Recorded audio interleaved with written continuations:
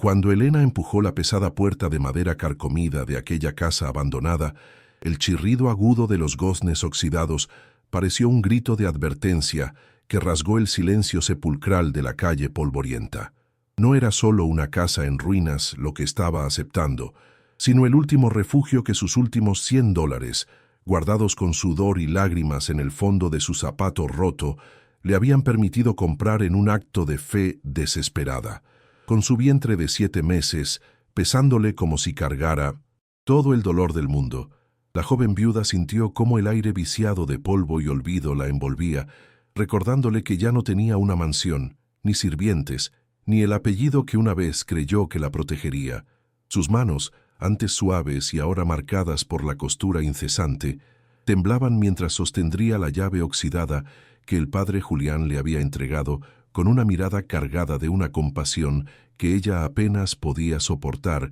sin quebrarse en 1000 pedazos. Aquella construcción moribunda, que el pueblo llamaba con desprecio la Casa de los Lamentos, era ahora el único escenario donde su hijo nacería, lejos de los lujos que su difunto esposo le había prometido y que su suegra le había arrebatado con una crueldad que clamaba al cielo por justicia divina. Antes de continuar con esta historia que te va a dejar sin palabras, cuéntanos aquí abajo en los comentarios desde qué ciudad o país nos escuchas. Es un verdadero placer tenerte aquí con nosotros. Dale clic al botón de like, suscríbete al canal para no perderte ninguna de nuestras historias de la vida real y activa la campanita de notificaciones. Ahora sí, vamos directo a la historia. La vida de Elena se había convertido en un campo de cenizas apenas 3 meses atrás, cuando el accidente que se llevó a su esposo, Roberto, también pareció llevarse la poca humanidad que quedaba en el corazón de doña Úrsula.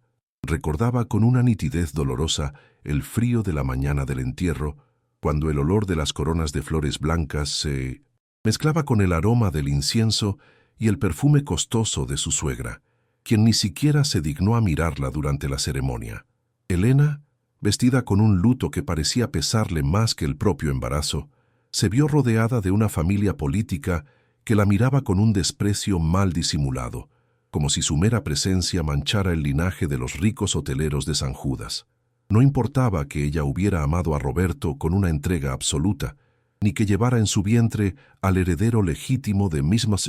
aquella fortuna. Para ellos, ella no era más que una costurera ambiciosa que había hechizado al hijo de la casa para salir de su miseria. El vacío en su pecho se ensanchaba con cada puñado de tierra que caía sobre el ataúd, presintiendo que su verdadera pesadilla estaba apenas por comenzar bajo el sol inclemente del cementerio. Apenas regresaron de la sepultura, la realidad la golpeó con la fuerza de un rayo cuando encontró sus pocas pertenencias apiladas en bolsas de basura en la entrada lateral de la gran hacienda. Doña Úrsula, con su imponente figura vestida de negro y sus ojos gélidos como 2 diamantes de odio, la esperaba en la puerta principal con un documento legal que invalidaba cualquier derecho que Elena creyera tener sobre la herencia de su esposo. Con una voz que no temblaba, la anciana le escupió que no permitiría que una muerta de hambre se quedara con un solo centavo de los hoteles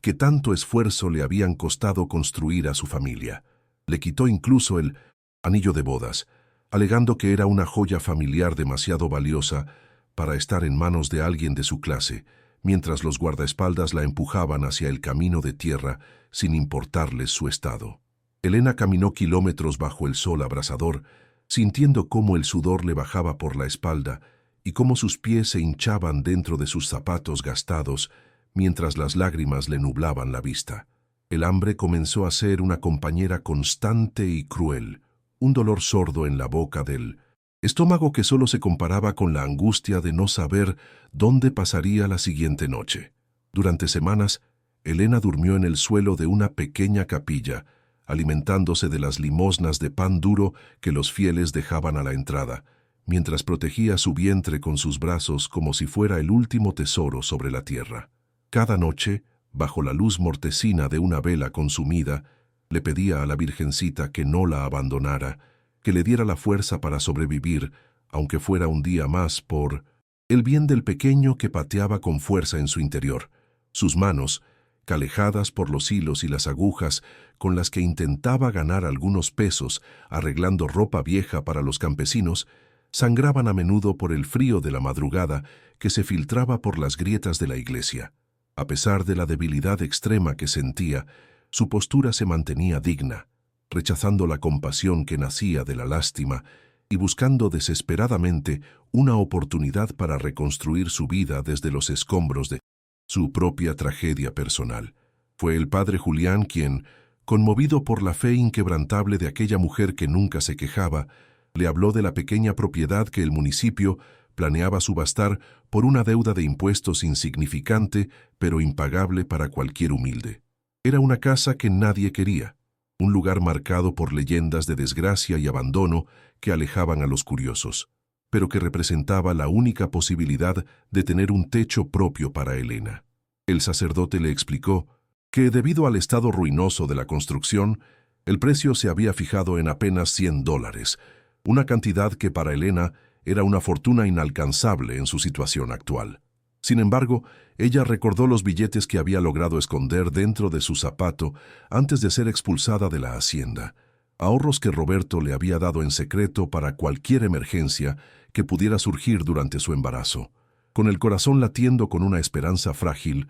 Elena sacó los billetes arrugados y húmedos de sudor, sabiendo que al entregarlos se quedaría sin nada más que las 4 paredes de una ruina que el pueblo despreciaba. La transacción se realizó en una oficina polvorienta de la plaza del pueblo, donde los funcionarios se reían por lo bajo, mientras le entregaban los documentos que la acreditaban como la nueva dueña de la Casa de los Lamentos. Elena ignoraba las burlas y los comentarios malintencionados de quienes la veían pasar con su maleta rota, dirigiéndose hacia las afueras de San Judas, donde la maleza seca parecía querer tragarse la estructura de adobe y madera. El camino de tierra se sentía más largo que nunca, y el peso de su vientre la obligaba a detenerse cada pocos metros para recuperar el aliento, mientras el polvo se le pegaba a la piel y a la ropa limpia pero remendada. Al llegar frente a la propiedad, se encontró con una fachada que parecía el esqueleto de un gigante olvidado,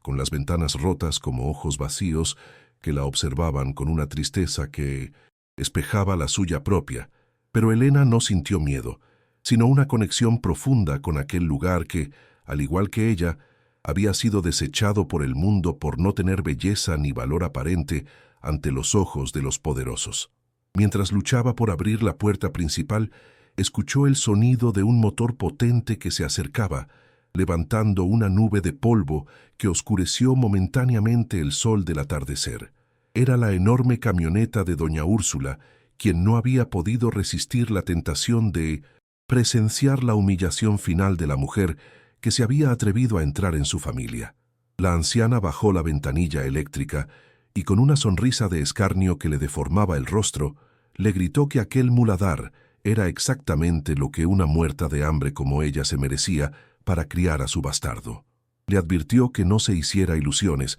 pues esa casa se caería antes de que terminara la semana, y que ella se encargaría de que nadie en el pueblo le diera trabajo ni ayuda alguna. Las palabras de su suegra cortaban como navajas, intentando quebrar el último rastro de orgullo que Elena conservaba, pero la joven viuda solo apretó la llave en su mano y mantuvo la mirada firme hacia el frente. El rugido del motor al alejarse dejó tras de sí un silencio espeso, cargado de una tensión que parecía presagiar que el destino aún no había jugado su última carta en aquella historia de desprecio. Elena entró finalmente a la casa, sintiendo cómo el frío de las paredes de piedra la golpeaba, como un balde de agua helada, mientras sus ojos se esforzaban por distinguir algo entre la penumbra del interior. El olor a humedad y a madera podrida era casi insoportable, y el suelo de tablones crujía con cada paso que daba, amenazando con ceder bajo su peso y lanzarla al vacío de un sótano olvidado. A pesar de la desolación, la joven sintió una extraña paz al cerrar la puerta tras de sí, sabiendo que, aunque estuviera en ruinas, aquel era su hogar y nadie podría expulsarla de allí sin una lucha. Dejó su maleta en un rincón cubierto de tellas de araña y se sentó en el suelo, acariciando su vientre y prometiéndole a su hijo que, pasara lo que pasara, él tendría un lugar donde nacer con dignidad. La luz del atardecer se filtraba por las grietas del techo, creando columnas de polvo dorado que bailaban en el aire, dándole al lugar una atmósfera casi mística que contrastaba con la miseria física del entorno. Esa primera noche fue una prueba de fuego para su espíritu, con el viento aullando a través de las ventanas rotas y los sonidos de animales nocturnos que se movían entre las paredes descascaradas de la construcción. Elena no tenía cama ni mantas, así que se acurrucó sobre su propia ropa, sintiendo cómo el frío del piso de piedra le calaba los huesos y le hacía temblar los miembros sin descanso. En la oscuridad total, las palabras de doña Úrsula regresaban a su mente como fantasmas burlones,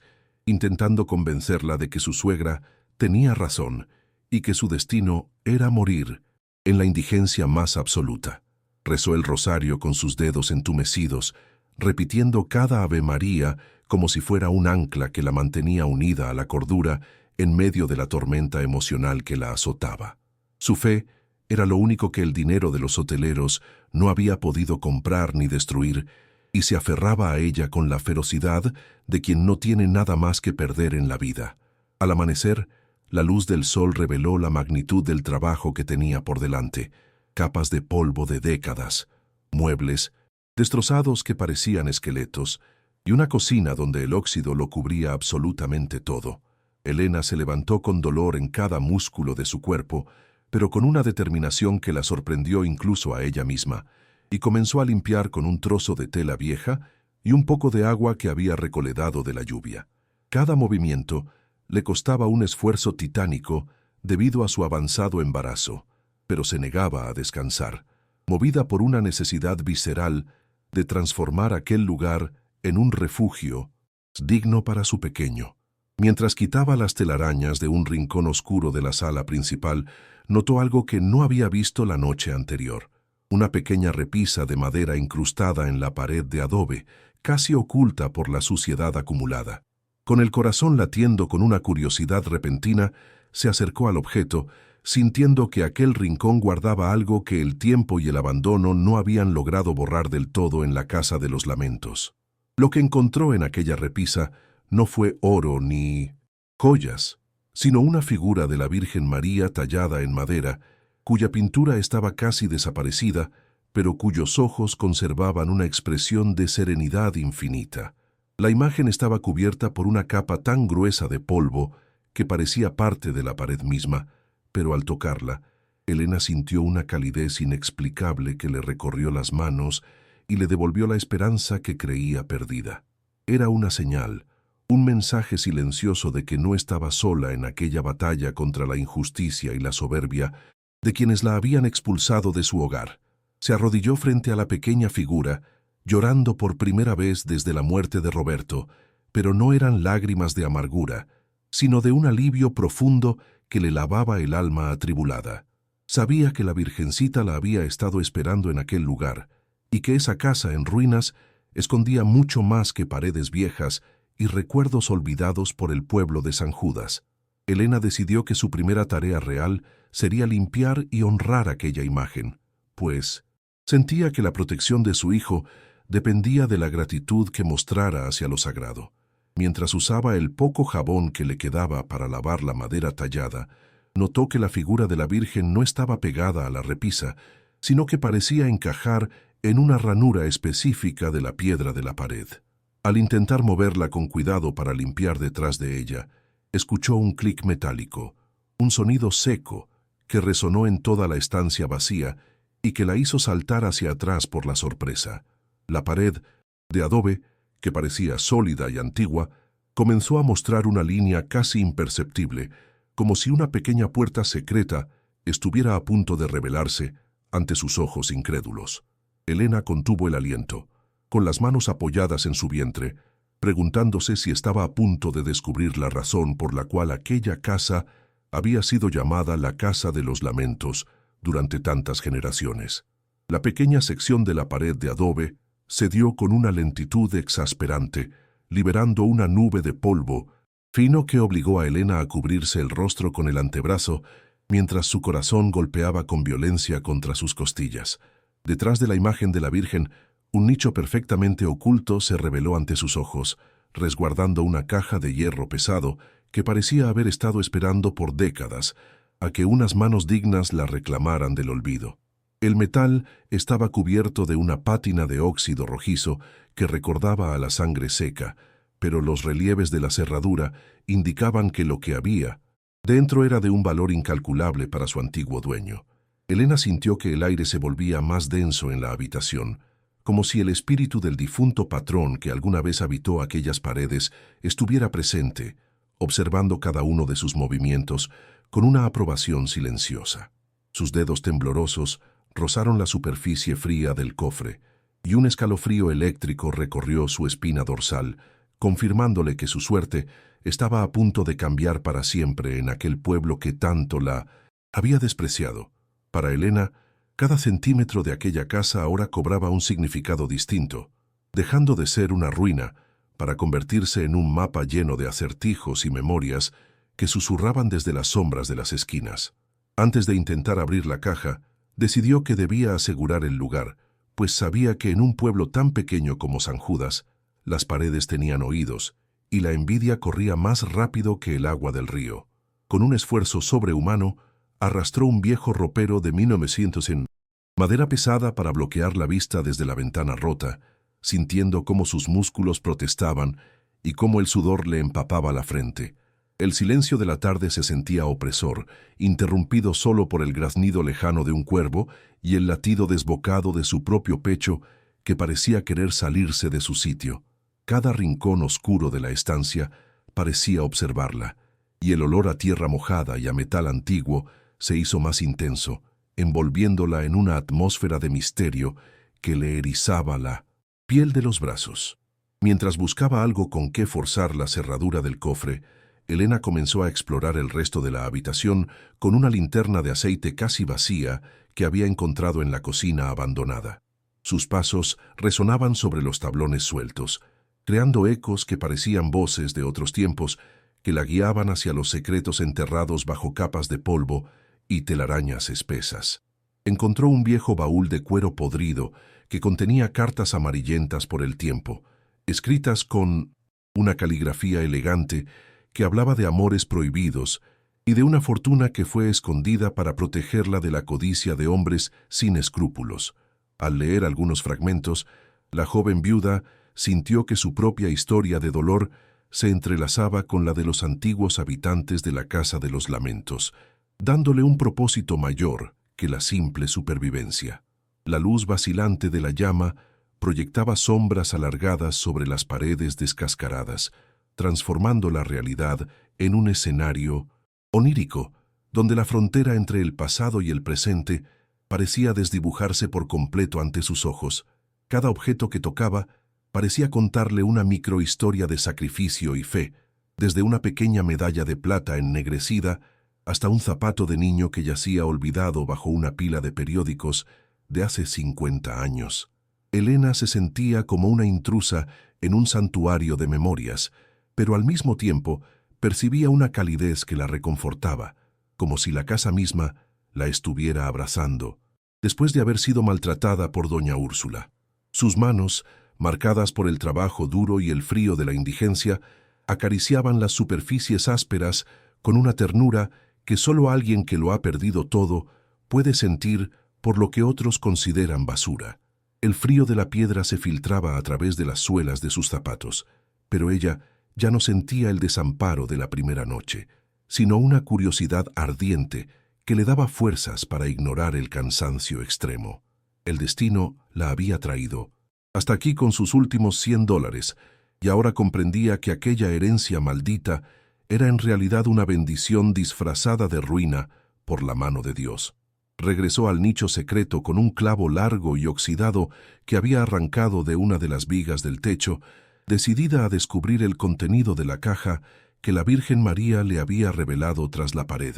Con paciencia infinita y manos que no dejaban de temblar, comenzó a trabajar en la cerradura, escuchando el roce metálico que rompía el silencio sepulcral de la casa como un susurro de esperanza. Sudaba a pesar del aire frío que entraba por las grietas, y su respiración se volvió errática mientras el mecanismo cedía milímetro a milímetro ante su persistencia desesperada. De repente, un sonido metálico más fuerte indicó que el cierre se había roto, y Elena cerró los ojos por un instante, elevando una oración silenciosa a la Virgencita para que lo que hubiera dentro fuera su salvación. El peso del cofre era considerable, y al levantar la tapa, el chirrido del metal pareció un grito de victoria que resonó en cada rincón de la estancia vacía y polvorienta. Lo que sus ojos vieron al abrir la caja la dejó paralizada, con la boca abierta en un grito silencioso que no lograba salir de su garganta,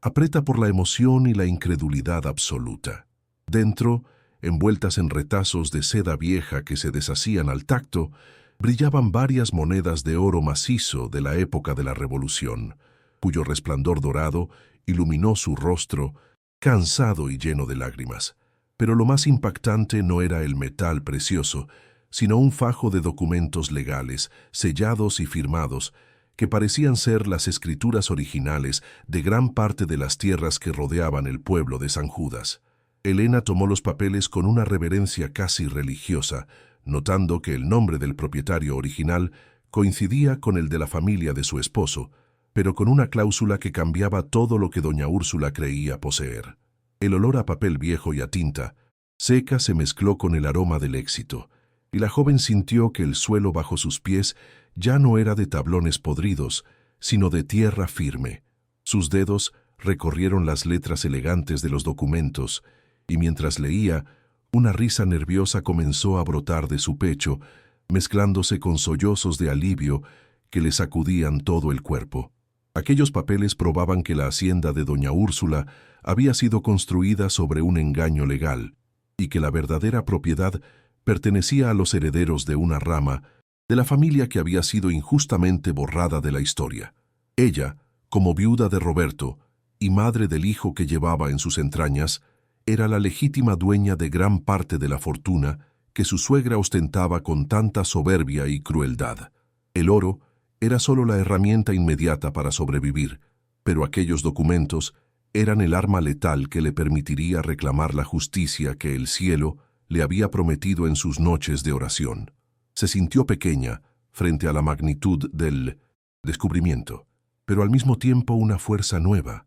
una dignidad de acero, comenzó a forjarse en su interior mientras abrazaba los papeles contra su corazón. La revelación emocional fue tan intensa que Elena tuvo que sentarse en el suelo, meciéndose de adelante hacia atrás mientras el llanto le lavaba el rostro sucio de polvo y esfuerzo acumulado. Pensó en Roberto, en cómo él siempre había sospechado que su madre escondía secretos oscuros tras su fachada de mujer caritativa y poderosa en el pueblo. Ahora comprendía por qué doña Úrsula la había expulsado con tanta prisa y saña. No era solo desprecio por su pobreza, sino un miedo irracional a que ella encontrara la verdad que ahora sostenía entre sus manos calejadas. El bebé dio una patada fuerte, como si celebrara desde el vientre que su futuro ya no sería de miseria y hambre, sino de abundancia y justicia ganada con la fe. Elena miró la imagen de la Virgen, cuyos ojos de madera parecían brillar con una luz propia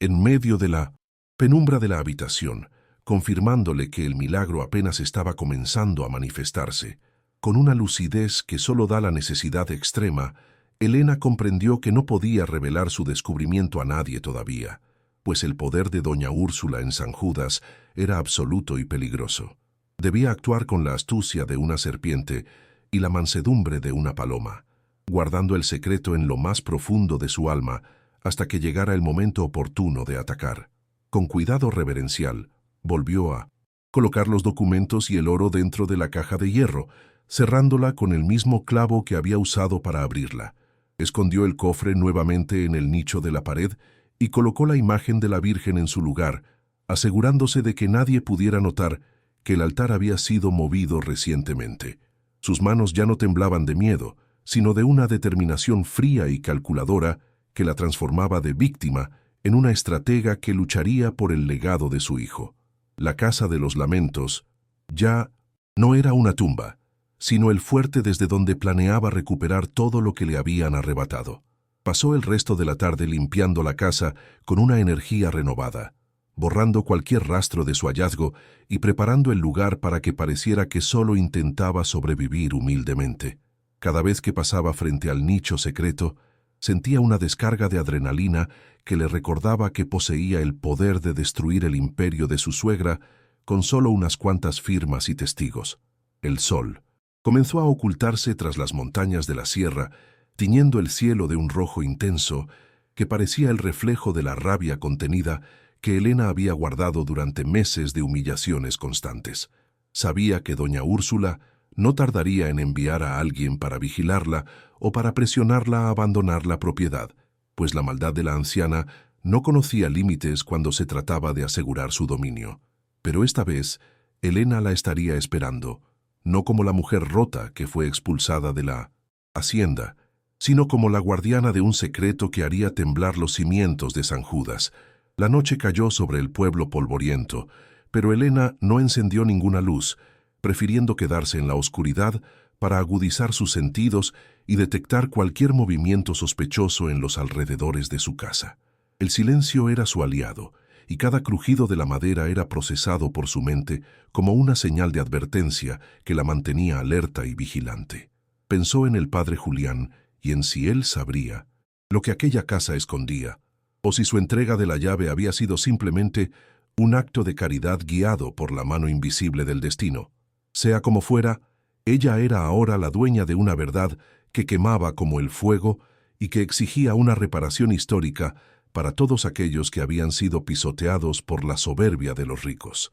Su corazón latía con un ritmo constante y firme, una marcha de guerra silenciosa que solo ella podía escuchar en medio de la paz aparente de la noche estrellada. Mientras intentaba conciliar un sueño ligero, Elena imaginó el rostro de doña Úrsula cuando se enterara de que su imperio de mentiras estaba a punto de derrumbarse como un castillo de naipes frente al soplo de la justicia. La imagen le devolvió una sonrisa que no recordaba haber tenido, una expresión de triunfo que iluminó su rostro en la penumbra de la habitación ruinosa. Sabía que el camino que tenía por delante sería peligroso y que el villano no se entregaría sin pelear con todas sus armas, sucias y su influencia corrupta. Pero ella ya no tenía miedo a la pobreza ni a la soledad, pues llevaba consigo el respaldo de lo divino y la prueba irrefutable de la verdad oculta tras la pared de adobe. Se durmió abrazada a su vientre, soñando con un futuro donde su hijo correría por campos que le pertenecían por derecho,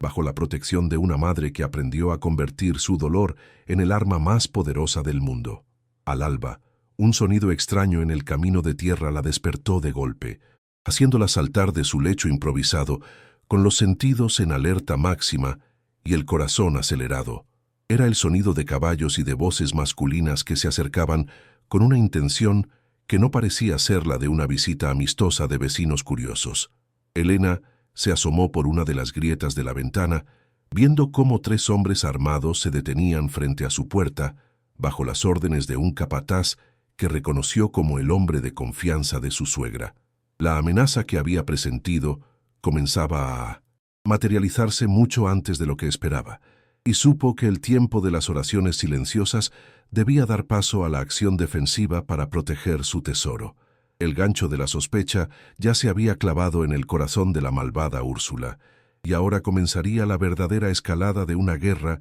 que solo terminaría con la caída de los poderosos o la destrucción total de la inocente viuda. El polvo se asentó lentamente mientras los 3 hombres desmontaban con una parsimonia amenazante, haciendo que el metal de sus espuelas tintineara contra las piedras del camino como una marcha fúnebre. Elena, desde la penumbra de la entrada, observó cómo el capataz de su suegra, un hombre de rostro curtido y ojos crueles llamado Jacinto, escupía al suelo antes de avanzar hacia la puerta con la arrogancia de quien se sabe respaldado por el poder. Sus botas de cuero pesado resonaban sobre la tierra seca, y cada paso que daba parecía una declaración de guerra contra la paz que la joven viuda intentaba construir en su ruina. Ella sintió cómo el miedo intentaba trepar por su garganta como una hiedra venenosa, pero recordó el peso del cofre escondido tras la Virgen y obligó a su espalda a mantenerse recta.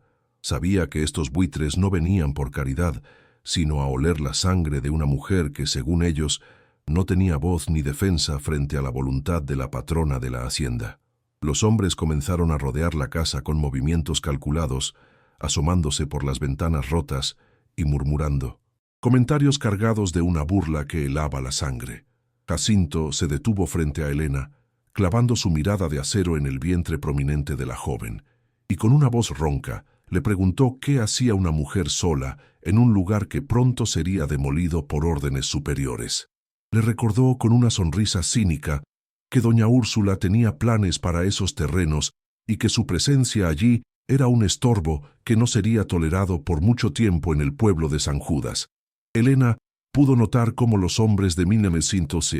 atrás se reían por lo bajo, golpeando sus fustas contra sus piernas en un gesto de intimidación física que buscaba quebrantar su voluntad antes de decir una sola palabra. El aire se volvió pesado, cargado con el olor a sudor de caballo y a la amenaza inminente de una violencia que solo esperaba una chispa para estallar en medio de la tarde. Los rumores en el pueblo ya habían empezado a circular como un incendio en pasto seco, alimentados por las lenguas viperinas de quienes buscaban congraciarse con los ricos hoteleros. Se decía que la viuda loca había encontrado algo en la casa de los lamentos, que pasaba las noches hablando con los fantasmas y que su repentina determinación de arreglar la ruina solo podía significar que ocultaba un tesoro prohibido. Estas habladurías habían llegado a los oídos de doña Úrsula, cuya avaricia era tan grande como su miedo a perder el control sobre cada palmo de tierra de la región. La anciana no podía permitir que Elena tuviera éxito en nada,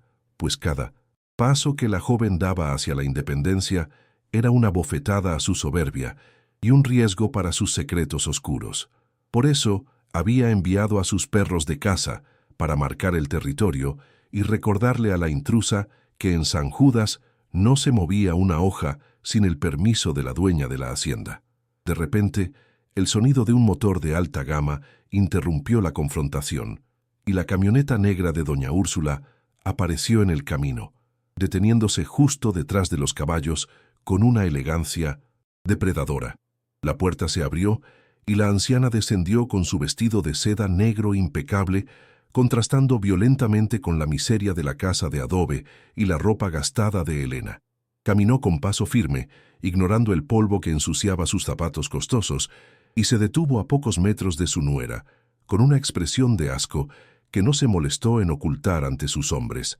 Su presencia llenó el espacio de una energía gélida, y el silencio que siguió a su llegada fue tan denso que podía cortarse con un cuchillo, mientras los pájaros dejaban de cantar en los árboles cercanos. Doña Úrsula miró la fachada de la casa, y luego a Elena, con una mirada que buscaba reducirla a cenizas antes de proferir su primera sentencia de odio. «Me han dicho que estás muy ocupada jugando a la dueña de casa en este nido de ratas, Elena», dijo la anciana, con una voz que destilaba un veneno refinado y mortal. Se acercó un paso más, permitiendo que el aroma de su perfume francés chocara contra el olor a humedad de la casa, y le advirtió que su paciencia se había agotado por completo esa mañana. Le exigió que le entregara cualquier objeto que hubiera encontrado dentro de la propiedad, alegando que, como parte de la familia de su difunto hijo, todo lo que estuviera en esa tierra le pertenecía legalmente por derecho de sangre.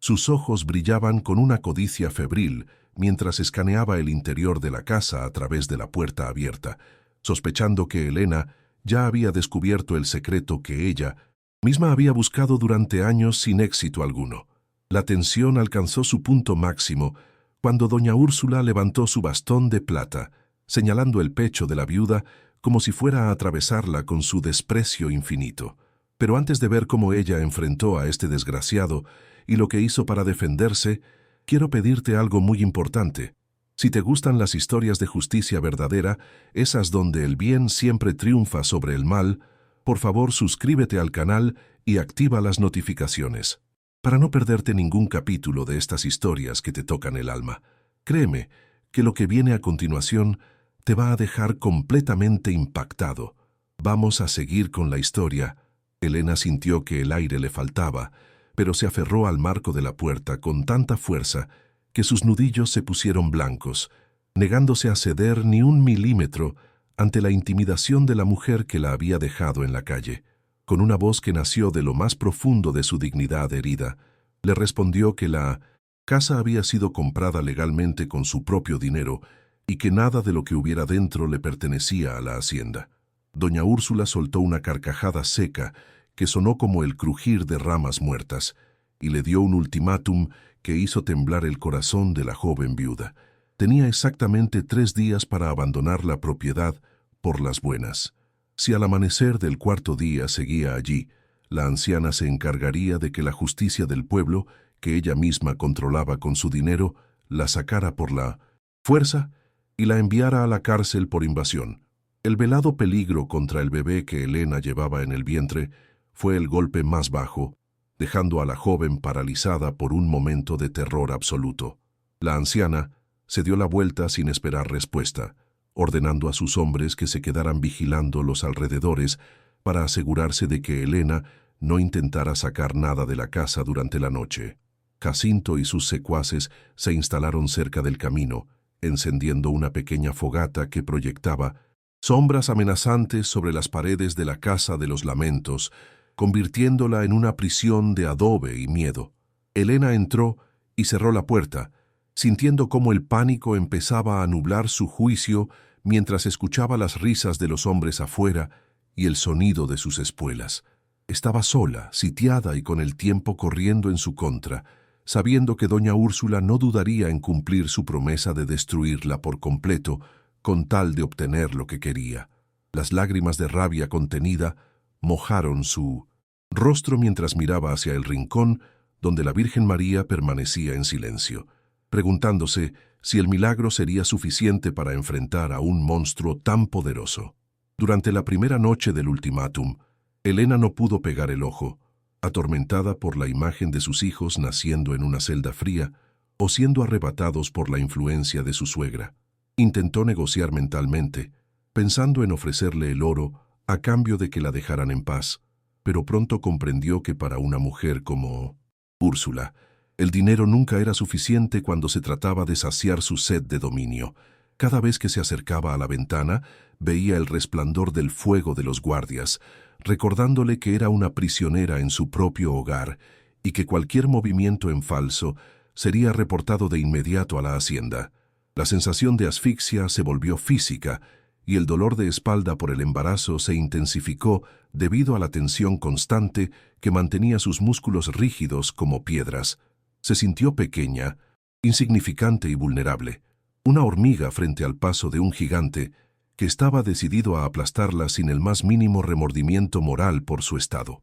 Al segundo día, las represalias pasaron de las palabras a los hechos, cuando Elena salió a buscar agua del pozo y encontró que los hombres de Jacinto lo habían contaminado con aceite y basura. Se burlaron de ella mientras intentaba sacar un balde limpio, diciéndole que si tenía sed, tal vez debería pedirle perdón de rodillas a la patrona, antes de que se secara por completo como una planta en el desierto. La crueldad de dejar a una mujer embarazada sin agua potable mostró el nivel de deshumanización al que estaban dispuestos a llegar por una orden de doña Úrsula. Elena regresó a la casa con el balde vacío y el alma destrozada, sintiendo que la sed era lo de menos comparado con la amargura de ver hasta dónde llegaba la maldad humana por un puñado de tierra. El sol del mediodía castigaba el techo de la casa, aumentando el calor, sofocante en el interior y haciendo que cada minuto se sintiera como una hora de tortura psicológica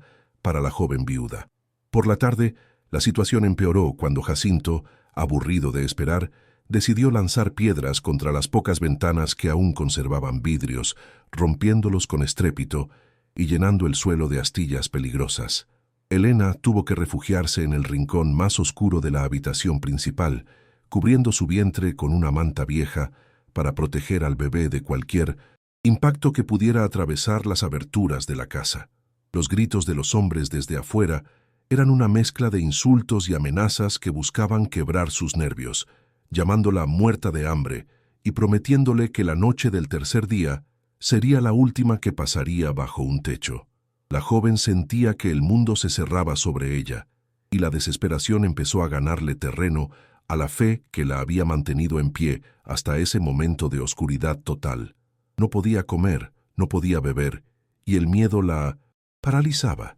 haciéndola dudar de si realmente el descubrimiento del cofre había sido una bendición o una maldición que aceleraría su final. Elena se dio cuenta de que no podía esperar ayuda de las autoridades locales, pues el comisario era primo de doña Úrsula, y los jueces del pueblo cenaban habitualmente en la mesa de la gran hacienda. Estaba atrapada en una red de corrupción y poder que no dejaba espacio para la justicia de los pobres, y su título de propiedad parecía un papel mojado frente a la fuerza bruta de los hombres armados. Miró sus manos, esas manos que habían cosido miles de prendas para gente que ahora le daba la espalda por miedo o por indiferencia ante su sufrimiento extremo. La soledad se sentía como un peso físico en su pecho, una presión que le dificultaba respirar y que la hacía desear por un instante no haber comprado nunca aquella casa maldita por el olvido. Pero entonces su mirada se cruzó nuevamente con los ojos de la Virgen,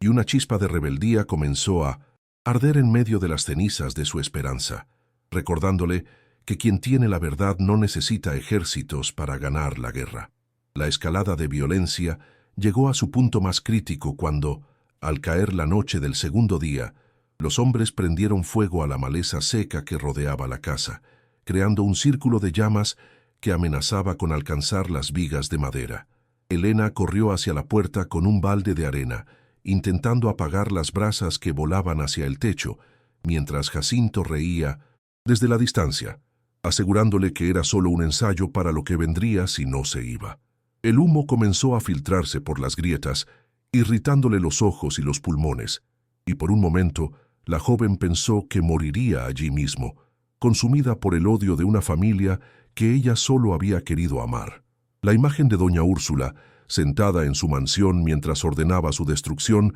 le dio un impulso de adrenalina que superó su debilidad física y su terror paralizante. No podía rendirse, no cuando el 1900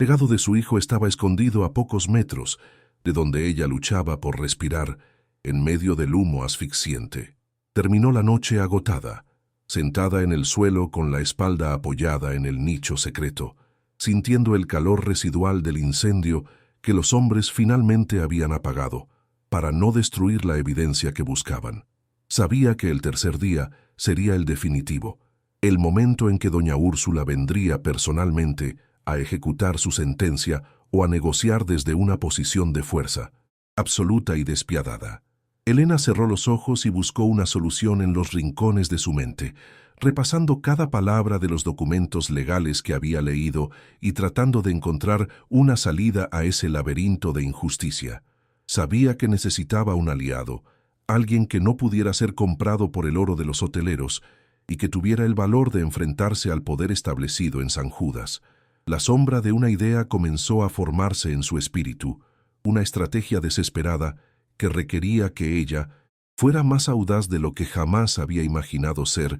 en su vida de costurera humilde. La madrugada del tercer día encontró a Elena en el estado más deplorable que una criatura humana puede soportar sin perder el juicio, con los labios agrietados por la sed y el cuerpo temblando bajo el peso de un agotamiento que le nublaba la vista. Se sentía atrapada en el fondo de un pozo oscuro y profundo, donde las voces de sus enemigos resonaban como ecos de demonios que celebraban su inminente caída hacia el abismo de la indigencia total. El miedo por su hijo, que se movía con una inquietud dolorosa en su vientre, la paralizaba más que el frío de la mañana, haciéndola considerar seriamente la posibilidad de entregar el cofre y huir del pueblo para salvar la vida de ambos. Sentada en un rincón, abrazando sus rodillas, la joven viuda lloró lágrimas amargas que se perdían en el polvo del suelo, sintiéndose la mujer más sola sobre la faz de la tierra en ese momento. La oscuridad de su alma era tan densa como la que reinaba dentro de la casa de los lamentos, y por primera vez, la idea de la rendición le pareció un alivio ante tanta tortura psicológica. A medida que el sol comenzaba a asomar tras los cerros, la violencia de los hombres de doña Úrsula escaló hacia un nivel de crueldad que Elena nunca creyó posible presenciar en personas que se decían cristianas. Jacinto, siguiendo las órdenes de la patrona, comenzó a golpear las paredes exteriores con mazos pesados, haciendo que el adobe se resquebrajara y que el polvo del techo cayera sobre Elena como una lluvia de ceniza sofocante. No contentos con el asedio físico, los hombres trajeron una cadena y la ataron a los postes que sostenían el pequeño porche de madera, amenazando con derribar la estructura completa con la fuerza de sus caballos si ella no salía de inmediato. El sonido de los golpes rítmicos contra la pared era como un martilleo constante en su cerebro, una cuenta regresiva que le indicaba que su tiempo de seguridad se estaba agotando junto con sus esperanzas de justicia. Cada estruendo la hacía saltar de terror, sintiendo que la casa, su único refugio, estaba a punto de convertirse en su propia tumba ante la mirada indiferente de los guardias. En medio de ese caos, los hombres decidieron atacar lo más sagrado que Elena poseía, su paz mental y la seguridad de su descendencia, lanzando amenazas directas que le helaban la sangre en las venas con una precisión quirúrgica de maldad. Le gritaban que, una vez fuera de la casa, doña Úrsula se encargaría de que el gobierno le quitara al niño al nacer, alegando que una mujer sin hogar y sin recursos no era apta para criar a un miembro de la familia de los hoteleros. El pensamiento de perder a su bebé, el último vínculo vivo que le quedaba con su amado Roberto,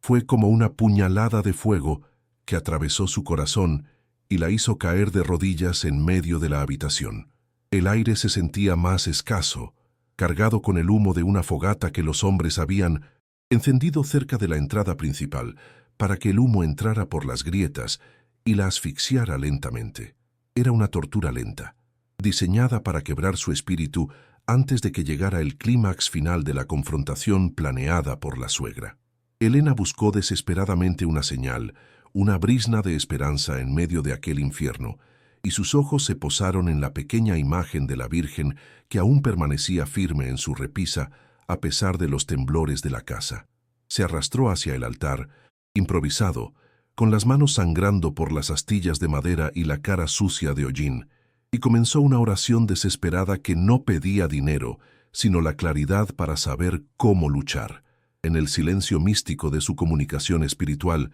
sintió una presencia que no podía ver, un calor que emanaba de la madera tallada y que parecía envolverla en un abrazo protector contra el odio del mundo exterior. Recordó la voz de Roberto diciéndole que ella era más fuerte de lo que creía, y una sensación de que no estaba sola en aquella batalla comenzó a desplazar al miedo paralizante que la había dominado durante horas. Fue un momento de epifanía religiosa, donde comprendió que su debilidad física era el escenario perfecto para que se manifestara la mano de Dios en su defensa. Movida por un impulso que no parecía propio, Elena volvió a examinar el nicho secreto, no con la intención de esconderse, sino buscando algo que pudiera haber pasado por alto en su primera exploración febril de la caja. Al sacar el fajo de documentos, notó que entre las escrituras de propiedad y las monedas de oro había un sobre pequeño y amarillento, pegado al fondo del cofre con una cera roja que llevaba un sello familiar antiguo.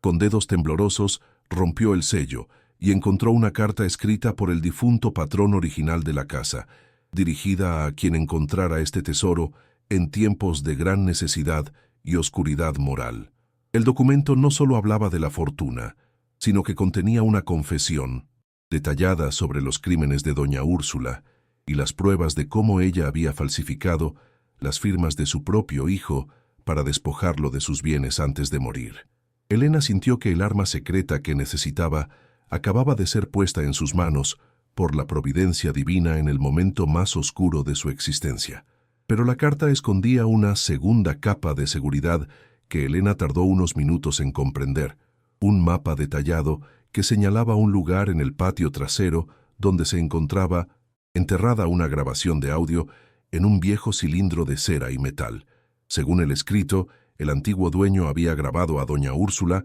confesando sus planes para deshacerse de cualquier heredero que se interpusiera en su camino hacia el control absoluto de la fortuna de San Judas. El corazón de Elena latía con una fuerza nueva, una adrenalina que le devolvía la energía a sus músculos cansados y le permitía ignorar el hambre y la sed que la atormentaban hacía horas. Comprendió que tenía en su Poder no solo la riqueza material, sino la evidencia criminal necesaria para enviar a su suegra a la cárcel de por vida por fraude y conspiración de asesinato. El arma secreta no era el oro, sino la verdad documentada que ninguna camioneta lujosa ni ningún ejército de capataces podría destruir si ella lograba sacarla de allí. Elena también encontró una lista de nombres de personas en el pueblo que habían sido víctimas de doña Úrsula en el pasado, testigos silenciosos que solo necesitaban un líder y una prueba contundente para rebelarse contra la tiranía de la hacienda.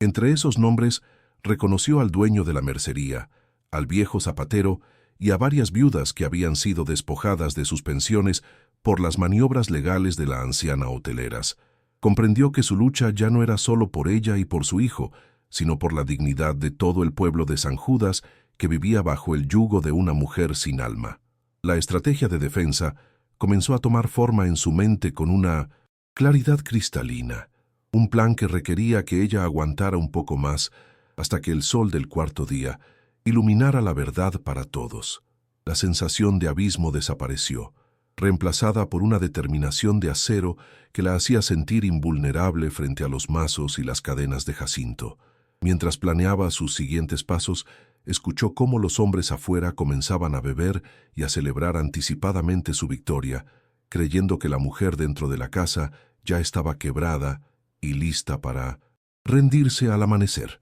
Elena usó esa distracción para acabar con sus propias manos en el lugar indicado por el mapa, justo debajo de una losa de piedra suelta en el rincón más alejado de la cocina que daba al patio. A pesar de la debilidad del embarazo, la fuerza de la justicia le daba un poder sobrenatural, y pronto sus dedos tocaron la frialdad del metal que protegía el cilindro de grabación de hace décadas. Lo extrajo con cuidado, envolviéndolo en su propio pañuelo de seda, sintiendo que sostenía el destino de toda una región entre sus manos calejadas y sucias de tierra sagrada. Ya no era la costurera asustada, ahora era la ejecutora de una sentencia divina que había sido preparada mucho antes de que ella naciera para este momento exacto de la historia. La noche del tercer día fue de una vigilia espiritual absoluta, donde Elena pasó las horas repasando su plan y memorizando cada detalle de las pruebas que presentaría ante el pueblo y las autoridades reales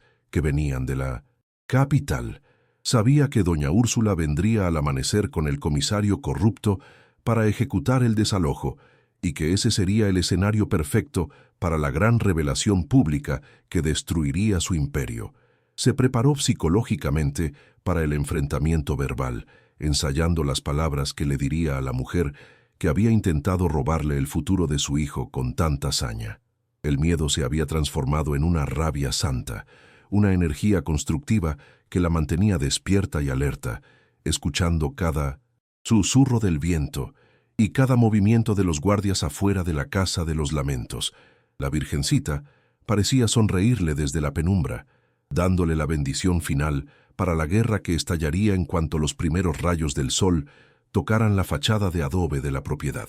Terminó de asegurar las pruebas en un compartimento oculto de su ropa, decidida a que solo muerta podrían arrebatarle lo que tanto sacrificio le había costado encontrar en las entrañas de la ruina. Se lavó el rostro con las últimas gotas de agua limpia que le quedaban, peinó su cabello con dignidad y se sentó frente a la puerta principal, esperando el fin del plazo con una calma que aterrorizaría a sus enemigos si pudieran verla. El abismo había quedado atrás, y ahora Elena se encontraba en la cima de una montaña moral, desde la cual podía ver la caída inminente de quienes se creían dioses en la tierra. La paz que sentía era la del guerrero que sabe que tiene la razón y el respaldo del cielo, una tranquilidad que ninguna amenaza de doña Úrsula podría volver a perturbar. El cuarto día estaba por nacer, y con él el milagro de la verdad que haría temblar los cimientos del poder corrupto en el pueblo de San Judas. El alba del cuarto día rompió sobre el horizonte de San Judas con un sol de un rojo intenso, casi violento, que parecía teñir de sangre la tierra seca del camino. El plazo de doña Úrsula había vencido, y el estruendo de varios motores aproximándose anunció que la villana no venía sola a reclamar su victoria final sobre la viuda indefensa. 3 camionetas negras de lujo, seguidas por una patrulla de la policía local con las sirenas apagadas en un gesto de complicidad criminal, se detuvieron frente a la Casa de los Lamentos, levantando una muralla de polvo que ocultó momentáneamente la fachada. Jacinto y sus hombres se cuadraron de inmediato, limpiando sus armas y ajustando sus sombreros, mientras el comisario bajaba del vehículo oficial con una orden de desalojo firmada por un juez comprado. La tensión en el aire era tan espesa que dificultaba la respiración, y el silencio sepulcral que, seguido al apagado de los motores, fue solo el preludio de la tormenta que estaba por desatarse contra los muros de adobe. Doña Úrsula descendió de su vehículo con una elegancia que destilaba veneno puro, vestida con un traje de seda que brillaba bajo la luz mortecina de la mañana y sosteniendo su bastón de plata como si fuera un cetro real. Detrás de ella,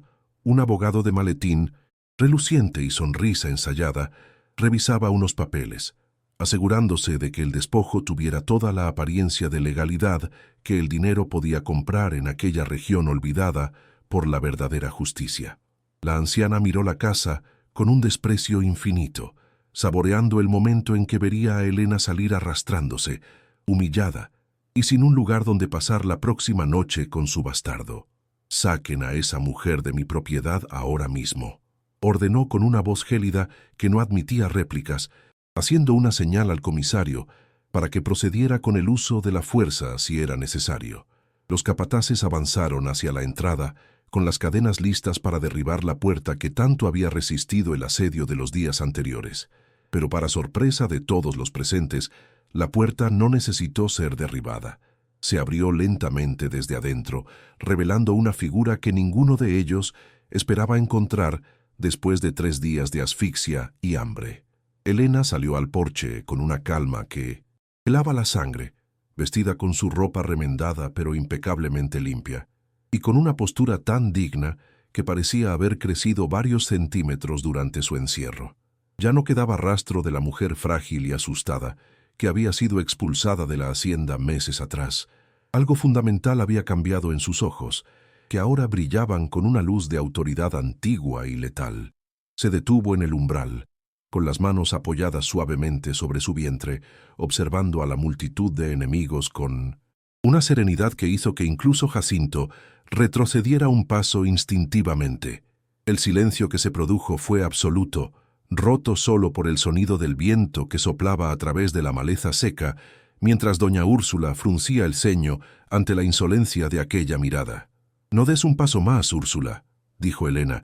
y su voz, aunque tranquila, resonó con una fuerza que pareció vibrar en los cimientos mismos de la construcción de adobe. La anciana soltó una carcajada de escarnio, preguntándole a la costurera muerta de hambre quién se creía ella para darle órdenes en su propio pueblo y frente a la ley representada por el comisario. Pero la sonrisa de la villana se congeló cuando notó que Elena no estaba sola, pues de los alrededores de la casa, ocultos hasta ese momento por la maleza y las sombras, comenzaron a salir decenas de personas del pueblo. Eran los humildes, los zapateros, las viudas y los campesinos que Elena había contactado secretamente durante la noche, todos ellos víctimas de los despojos de los hoteleros en el pasado. Venían en silencio, con rostros curtidos por el sol y la injusticia, formando un círculo humano que rodeó a las camionetas de lujo y a los policías corruptos en una muestra de poder comunitario sin precedentes. El enfrentamiento verbal se tornó pesado cuando doña Úrsula, sintiendo por primera vez una grieta en su control, exigió al comisario que arrestara a todos por obstrucción a la justicia y desorden público. Elena, sin inmutarse, sacó de entre sus ropas el fajo de documentos antiguos y el cilindro de metal que había rescatado de las entrañas de la tierra, alzándolos para que todos pudieran verlos bajo el sol de la mañana. Con una voz clara que llegaba hasta los oídos de los hombres más alejados, comenzó a relatar la verdadera historia de la Casa de los Lamentos y cómo la fortuna de los hoteleros se basaba en la sangre y el engaño. Le gritó a su suegra que el tiempo de las mentiras había terminado, pues tenía en su poder las pruebas de cómo la anciana había falsificado la firma de su propio hijo, Roberto, para robarle su herencia legítima antes de que él pudiera proteger a su esposa. El rostro de doña Úrsula pasó de la soberbia a una palidez cadavérica, mientras sus manos empezaban a temblar sobre el puño de plata de su bastón. «Eso es basura, papeles viejos que no valen nada», gritó el abogado, intentando arrebatarle los documentos, pero el pueblo se cerró más, impidiéndole el paso con una determinación que no conocía el miedo al dinero. Elena no se detuvo y con la ayuda del padre Julián, que acababa de llegar entre la multitud, activó un viejo fonógrafo que el sacerdote traía consigo, colocando el cilindro de cera que contenía la grabación oculta. La voz de doña Úrsula, más joven pero igual de cruel, inundó el aire de la mañana, confesando detalladamente cómo planeaba deshacerse de cualquier obstáculo legal mediante sobornos y amenazas de muerte. Los habitantes de San Judas escucharon con horror y rabia cómo la mujer que se decía su protectora se burlaba de su pobreza y planeaba sus desgracias desde la comodidad de su mansión.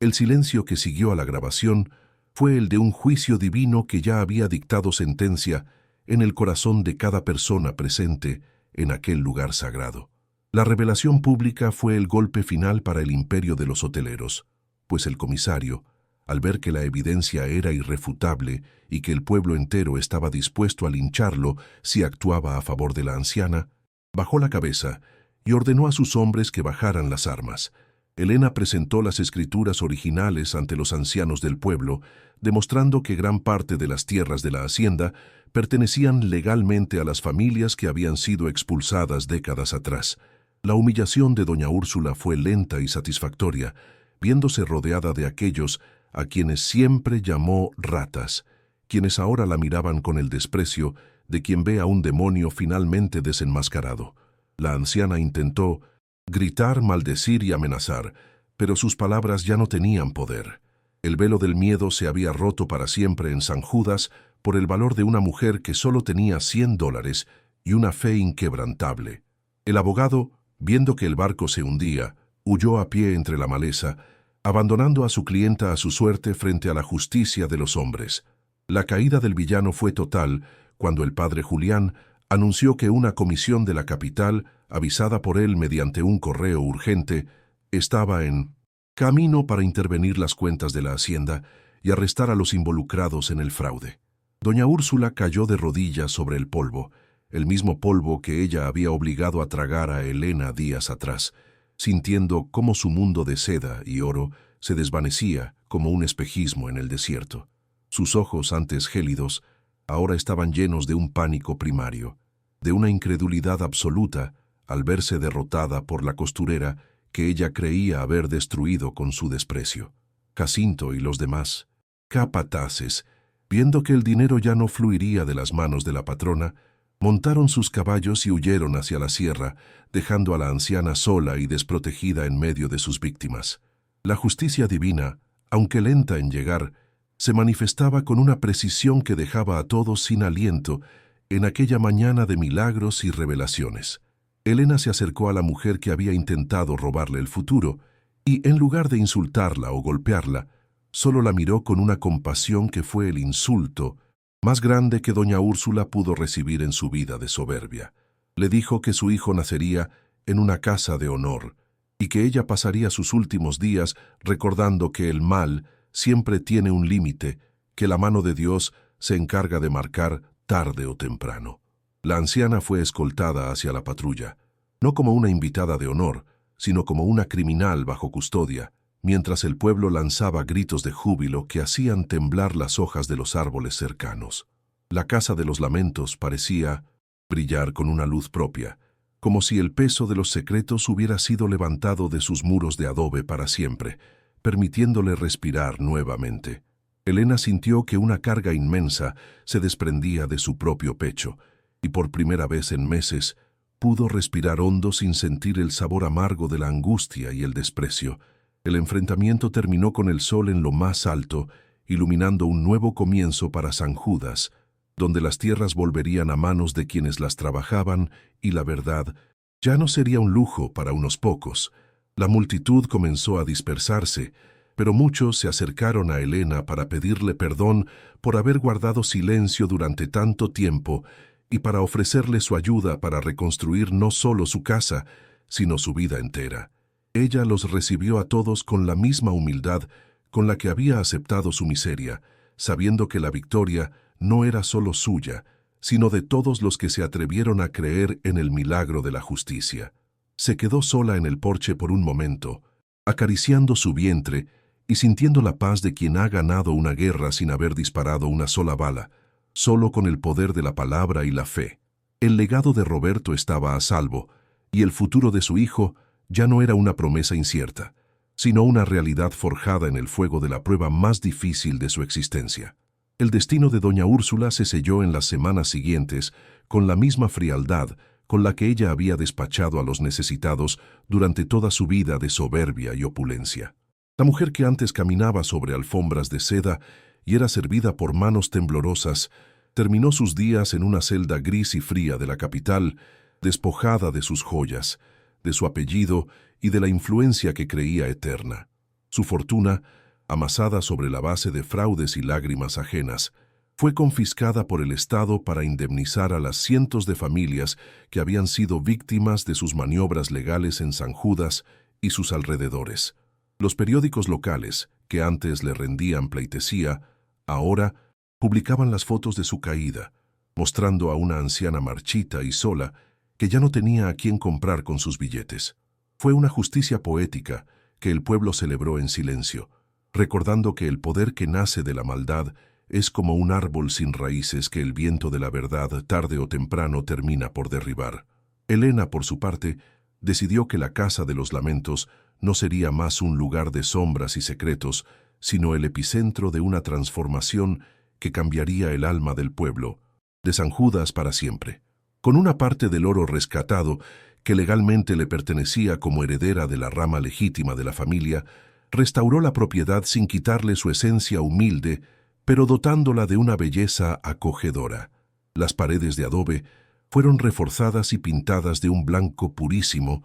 que reflejaba la luz del sol, y los jardines antes secos florecieron con bugambilias de colores vibrantes que atraían a los pájaros al amanecer. Sin embargo, ella no vivió allí con lujos, sino que transformó la casona en un refugio para viudas y madres solteras que, como ella, habían sido expulsadas por la crueldad de una sociedad que juzga por la apariencia y el dinero. Aquel lugar, marcado por la tragedia, se convirtió en el hogar del milagro, donde ninguna mujer volvería a sentirse sola o desprotegida frente a la injusticia. La prosperidad de Elena fue una de manos abiertas y corazón dispuesto, pues entendió que la verdadera riqueza no está en lo que se acumula, sino en lo que se siembra en la vida de los demás. Con el apoyo del padre Julián, fundó una cooperativa de costureras donde las mujeres del pueblo podían ganar un salario digno, enseñando el oficio que a ella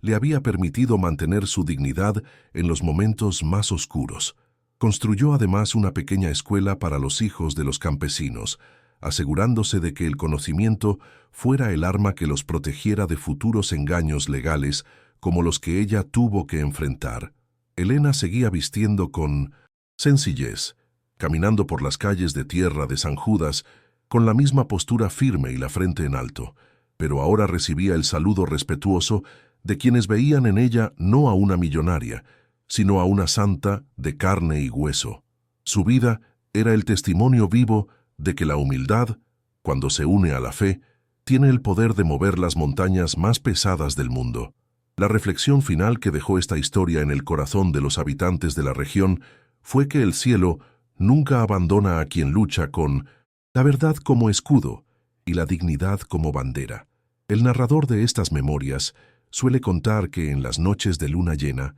se puede ver una luz suave que emana del rincón donde la imagen de la Virgen María aún preside el hogar de Elena. Es un recordatorio constante de que los humildes siempre serán recompensados y que la soberbia es una trampa que tarde o temprano atrapa a quien la construye con sus propias manos manchadas de avaricia. La justicia divina puede parecer tardía ante los ojos de los hombres desesperados, pero llega con la precisión de un relojero cuando el alma está lista para recibir su milagro. En San Judas, el nombre de Elena quedó grabado en la historia como la mujer que compró una ruina con $100 y terminó comprando la libertad espiritual de todo un pueblo que había olvidado cómo soñar. Hoy, Elena se sienta cada tarde en el porche de su casa, con su hijo Roberto Jr. jugando a sus pies, un niño de ojos claros que heredó la fuerza de su padre y la fe de su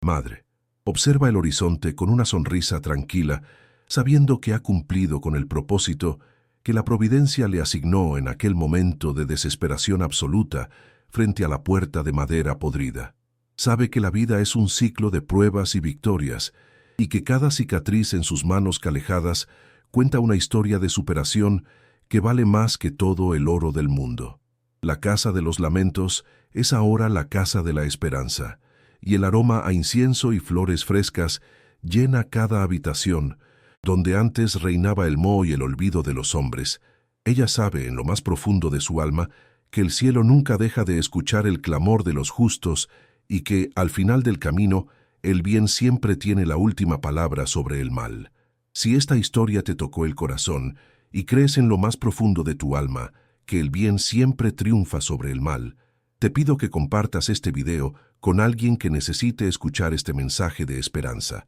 Déjanos aquí abajo, en los comentarios, qué fue lo que más te impactó de esta historia, y si conoces algún caso similar donde la justicia llegó de forma inesperada. No olvides suscribirte al canal, porque aquí siempre traemos historias reales, donde la justicia, aunque a veces tarde, siempre llega para sanar las heridas del alma. Que Dios te bendiga grandemente en tu camino, que la paz llene tu hogar y nos vemos en la próxima historia, donde la fe seguirá siendo nuestra guía más brillante.